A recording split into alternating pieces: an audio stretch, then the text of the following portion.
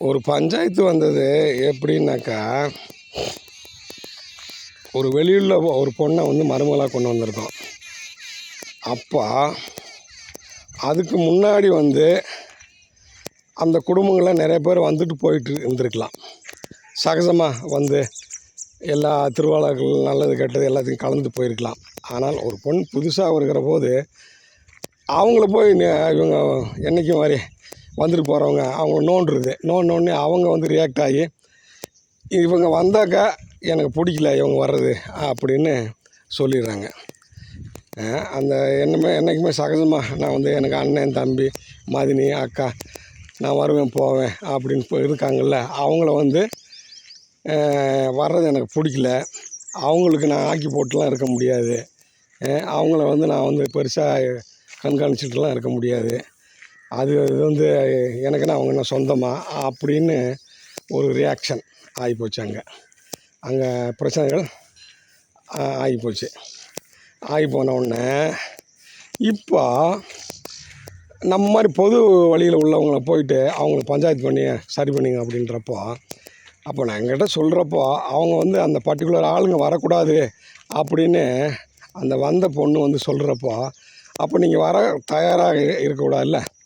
அதாவது அவங்க அந்த வந்த பொண்ணோட வாழ்க்கை நல்லா இருக்கணுன்ற நல்ல எண்ணம் உங்களுக்கு இருந்ததுனாக்கா, நீங்கள் இங்கே அதிகாரம் பண்ணக்கூடாது வரக்கூடாதுன்னு அவங்க அந்த பொண்ணு சொல்லுகிற போது ஒரு குறிப்பிட்ட ஆள் வராமல் இருக்கிறது தான் நல்லது. இல்லை வராமல் இருக்கிறத விட வர்றதை குறைச்சிக்கணும்ல. குறைச்சிக்கிட்டா தான் அவங்க வாழ்க்கை நல்லாயிருக்கும், அந்த புது கப்புள்ஸுடைய வாழ்க்கை. அது சொன்னாக்கா அது ஒத்துக்கணும்.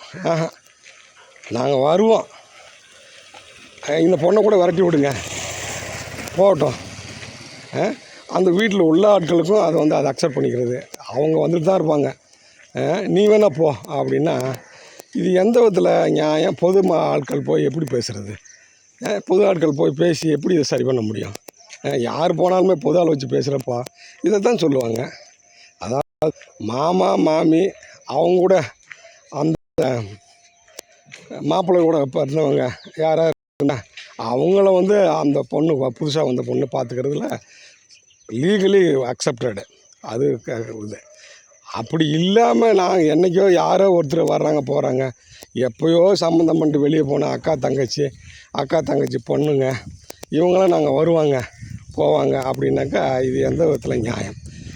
இதை நியாயப்படுத்திக்கிட்டு இப்போ இருக்கிற பொண்ணுங்க கூட்டு குடும்பத்துலேருந்து தான் வர்றாங்க. இல்லை, கூட்டு குடும்பத்துலேருந்து வந்தால் கூட அதை அட்ஜஸ்ட் பண்ணி போவாங்க. இப்போ இருக்கிறவங்க தனித்தனி குடும்பத்துலேருந்து வராங்க, படிச்சிருக்காங்க, எல்லாத்துக்கும் அந்த மாதிரி பண்ணோன்னா திங்க் பண்ண மாட்டாங்க.